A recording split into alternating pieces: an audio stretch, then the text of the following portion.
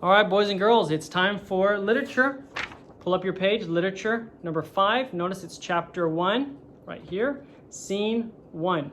Okay, so this is what we're going to be doing. And I want you to be paying attention as we do this. I want you to look for the characterization, look for the setting, look for the plot style, and the leading idea. So keep an eye out for that and see if you can figure out what the elements are. I've got them written on the board, and so we'll turn that around when we're done and we'll look. Okay, so open up your books. We're in Mary Jones and her Bible, page 10. We're doing chapter 1 still, scene 2. Last class, we did the introduction. And let's start reading this together.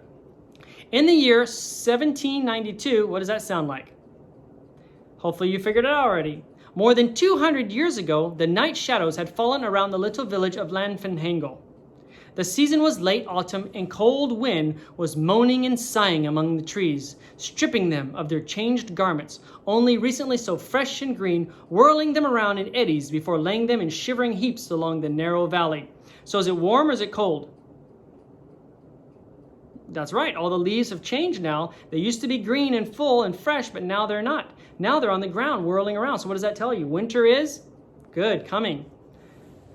Pale and watery, the moon encompassed by peaked masses of cloud that looked like another ghostly Cader Idris in the sky, had risen and now cast a faint light across a line of jutting crags, bringing into relief their sharp, ragged edges against the cold the dark background of the rolling cloud.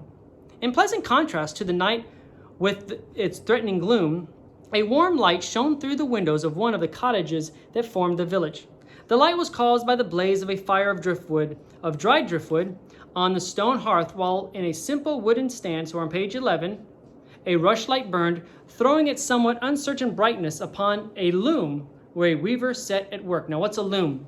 A loom is one of those things with a big wheel, and what it does is it takes thread and it turns it into pieces of cloth. So he would take the thread, turn it into cloth. People could come and buy the cloth and make clothing with it. Because remember, they didn't have Walmart back then, they didn't have Target back then, they didn't have the Dollar General and stuff like that, or Streetlight, or any of the secondhand stores. They had to make their own clothing, didn't they?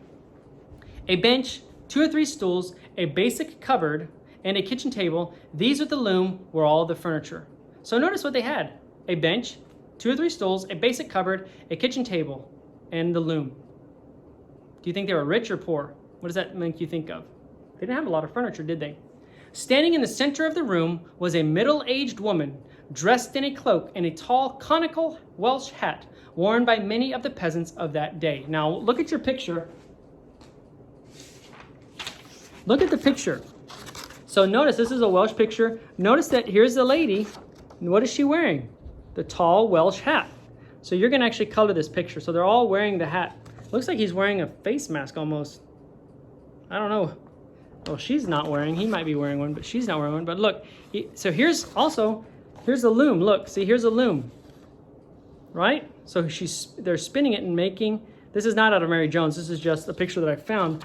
But it looks like they're spinning right here something. This is what looks like a loom. So it goes in here and it makes a cloth. But notice how the women are wearing the hats as well. So the men have these shorter hats, and look at the women with their tall hats. Okay? So I want you to color this picture very nicely. All right? And we'll get back to that in a minute. So there she was, a middle-aged woman dressed in a cloak and a tall conical Welsh hat worn by many of the peasants of that day. So apparently it wasn't, now notice a peasant. What is a peasant? Is a peasant a rich person or a poor person? It's a poor person. "I'm sorry you cannot go, Jacobs," she said. "You'll be missed at the meeting. But the same Lord Almighty who gives us the meeting for the good of our souls sent you that wheezing of the chest for trying of your body and spirit, and we just need to be patient until he sees fit to take it away again." So she said, "You know, Jacob, I wish you could go with us to the meeting, but we don't know why God allowed you to have that wheezing, but you can't go out in the cold. You'll feel better when he heals you." "Yes, wife," this is Jacob talking, "and I'm thankful that I needn't be idle, but can still carry out my trade." So even though he's sick, what is he going to do? He's going to keep working. He might not be able to go out of the house, but he can still do his work, right? Replied Jacob Jones. There are many a great deal worse off." He's like, there's a lot of people who have it worse than I am, who are really sick. "But what are you waiting for, Molly? You'll be late for the service. It must be gone 6 o'clock. He's like, "Mary, why are you still here? You need to be gone. The meeting's going to start at 6. or it's past 6 o'clock. I'm waiting for that child, and she's gone for the lantern, responded Mary Jones, whom her husband generally called Molly, to distinguish her from their daughter, who is also Mary. So we have the dad, who's Jacob. We have the mom, who's Mary, but what does the dad call Mary? He calls her Molly, because we have Mary Jones, who it's about, who's their daughter. So you have the dad, who's Jacob, the mom, who we're going to call her Molly, even though her name is Mary, and then we have Mary Jones. All right, so those are the three people in the family. Jacob smiled. The lantern, yes, he said. You'll need it this dark night. So it's a good thought of yours, wife, to let Mary take it as regularly as you do, for the child wouldn't be allowed to attend those meetings otherwise. And she does seem so eager about everything like that. So Mary loves going to the meetings, apparently. Yes, she knows pretty nearly all that you and I can teach her of the Bible, as we learned it, doesn't she, Jacob? She's only 8 now, but I remember when she was only a wee child. That means a little child. She would sit on your knee for hours on a Sunday and hear tell of Abraham and Joseph and David and Daniel. There never was a girl like our Mary for Bible stories, or any story for that matter, bless her. So what did she love hearing? She loved hearing Bible stories. Now notice what it said. Go back to page 12. It said, but I remember she would sit on your knee for hours on Sunday. Today, our services last maybe an hour, maybe 2 hours. In these days, their services would last 2, 3, 4, or 5 hours. They would have long church services. And little Mary, even as a little girl, she'd sit there, and what would she be doing? Listening to the Bible. What does that show you? She loved the Bible, didn't she? She loved God's word. Notice she says also, there was never a girl like Mary for Bible stories. But here she is. Let's go to page 13 now. You've been a long time getting the lantern, child, and we must hurry or we shall be late. Little Mary raised a pair of bright dark eyes to her mother's face. Yes, mother, she replied. I took so long because I ran to borrow neighbor William's lantern. The latch on ours won't hold, and there's such a wind tonight that I knew that the light would be blown out. So what did she do? Now notice, here she is.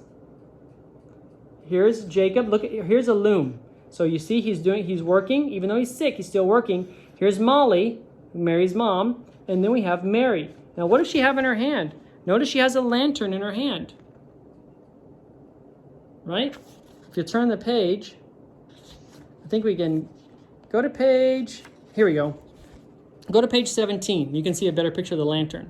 So see, on the front of it, what they would do, they didn't have flashlights back then. So they would have a candle, and on the back side of the candle was like a piece of mirror or glass that would reflect the light. And they put a candle inside there, and they'd light the candle, and then they would close it, and it allowed air to breathe here, because if you close something and a fire doesn't have any oxygen, it'll go out. So it allows air in, but you would close this little door. This door would open like this, and then close. So you'd open it up, you'd light the candle, and then you'd close it, and you'd latch it. Well, it's so windy that night. Remember, we read about it in the beginning. It said, what did it say on page 10? It said, the season was late, and the autumn cold wind was moaning and sighing among the trees, stripping them of their changed garments, meaning the wind was strong. It was blowing so strong that the leaves were falling off the trees, right? So Mary said, you know what? I needed to go to our neighbors. So let's go back to page 13. She said, I needed to go to our neighbors because the latch on the front of our lantern was broken, and if it opened up, the wind would blow out our candle, and then we'd be stuck walking at night. Because remember, there weren't street lights. They didn't have flashlights. They didn't have their cell phone with a flashlight, right? They had a lantern like this one on page 17. They had a lantern like this one, and that's the only way they could see in the dark. Because remember, it was also a what? Let's go back. Go back to page 10. It says, the night shadows had fallen, all right? There was a huge cloud, so the moon was covered up, kind of. So it was a dark night. Notice what Jacob said. Yes, the lantern on page 12, right here. He said, yes, Jacob, or Jacob smiled. The lantern, yes, he said, you'll need it this dark night. So Mary, how thoughtful was she, right? She went and got a good lantern, even though they might have been a little bit late. She went and she got a good lantern so that the mother would not fall. And she knew that if they had their lantern with a broken hinge, the light would be blown out and they'd be stuck in the mountains in the dark by themselves. Because did they have cars or carriages? They were poor. They were peasants. They would have to walk everywhere, wouldn't they? How would you like to have to walk to school every day? Or walk to church on Sunday? Or walk with your parents to the store? Or wherever you needed to go? Just have to walk everywhere. None of us would like that, but that's how they lived back then. So listen what she says. Page 14. We're going to read through page 14. "There's a moon," said Mrs. Jones, "and I could have done without a lantern." "Yes, but then, you know, Mother, I would have had to stay at home," responded Mary, "and I do so love to go." So her mother says, "You know what? I didn't really need the lantern. I can see with the light of the moon through the clouds." But Mary's like, "I want to go, and I have to be able to see. And if I don't have the lantern, then Mom, I can't go to the meeting." How many of you late at night would want to go to a meeting? You'd have to get up, walk out in the cold, just to go hear someone talk about the Bible. Would you like to do that? And guess what? That's what Mary loved to do. She loved hearing about the Bible. "You needn't tell me that, child," laughed Molly. "Come along then. Say goodbye, Jacob."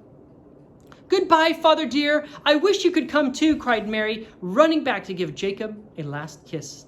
"Go your way, child, and mind you remember all you can so you can tell your old father when you come home." So he said, go and have fun, remember everything so that you can tell me.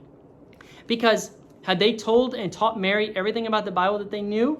Yeah, look, let's go back to page, go back to page 12. And notice right it says, yes. So right down here at the bottom, page 12, it says, yes, she knows already pretty nearly all that you and I can teach her of the Bible. So they'd already taught her basically all they knew about the Bible.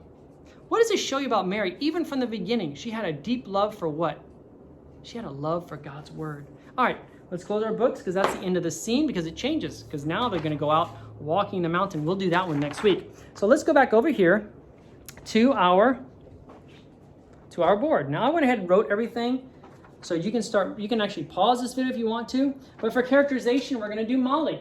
And it says Molly, we're going to say AKA, this means also known as.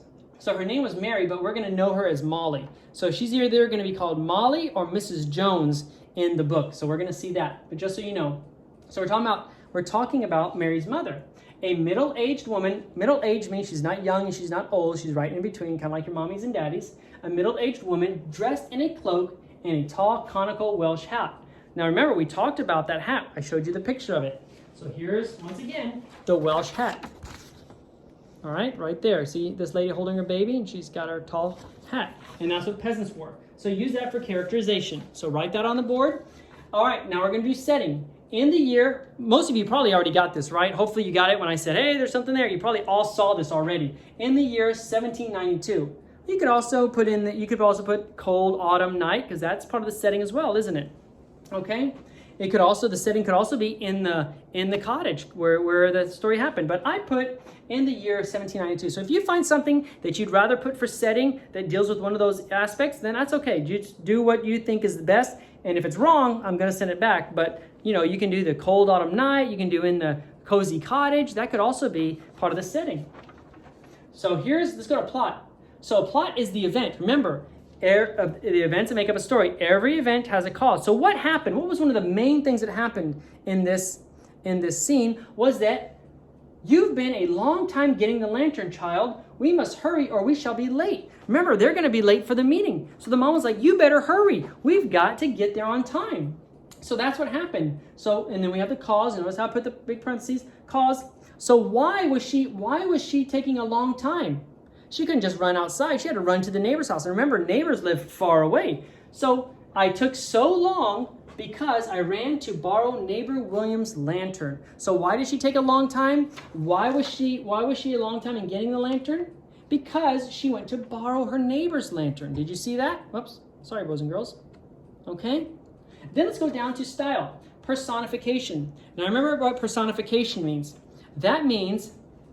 Personification means something using human, having traits of a human, right? So notice what it says. Wind was moaning and sighing among the trees. Everybody moan. Oh. Everybody sigh. Can the wind moan or sigh? No. Humans do that. But it's helping you understand it's the way she's writing. Meaning it was making noise as it was going through the trees. It was making lots of noise. So it's the kind of noise that it was making. Excuse me.